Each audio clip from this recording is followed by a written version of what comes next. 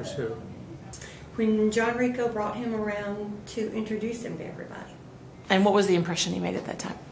He's tall. He walks soft. Better watch out. My first memory is my final interview here at FAC. John Wayne forgot about it and he left town. So thankfully Eric was here to bring me on in. We had it in the big conference room upstairs, and he had a delightful lavender shirt on that I really liked.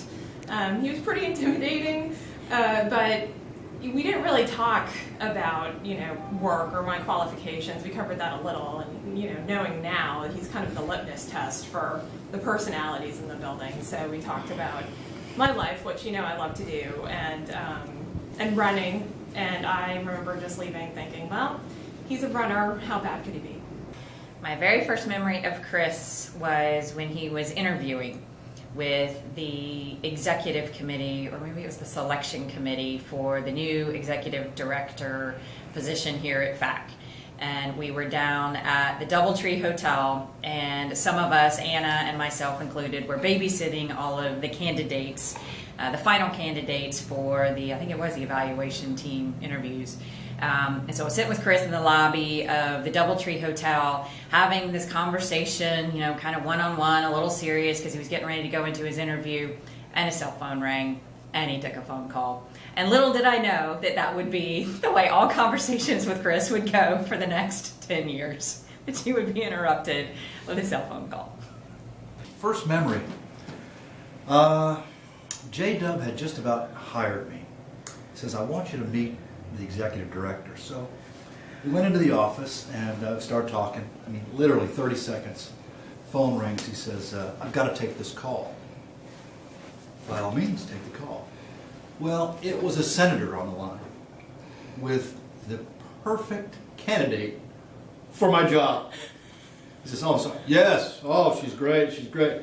And he had to hang up the phone and say, oh, that was Senator so-and-so. I had somebody who's better than you for the position. So that was my first memory.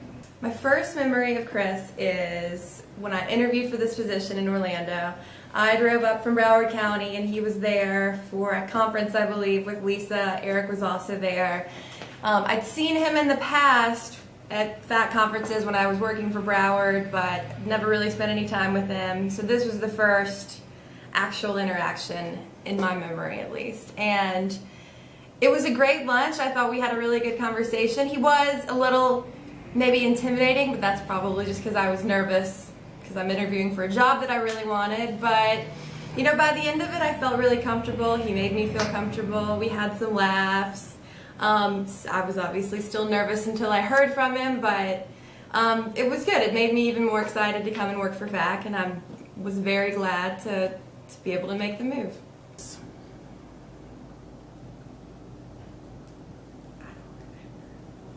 First memory of Chris was working for Gaston County, and I came to testify. It was property tax stuff, and then Chris tried to assign me work, and I didn't work for him, so he got mad when I didn't do it. It was typical Chris. But that was my first memory of Chris. So, tried to put me to work, and I said no. I said, don't really work for you. Yeah, who knew? That was like 2 years before I got here. I'd say my first memory is one of the first meetings I went to was in Pittsburgh, Pennsylvania with Chris. And we were rushing between meetings. It was kind of a serious day. And we were walking down the street, and there was a sign in front of a hotel that said, hot cookies. Chris stopped dead in his tracks, backed up, and looked at it and went, cookies? I like cookies.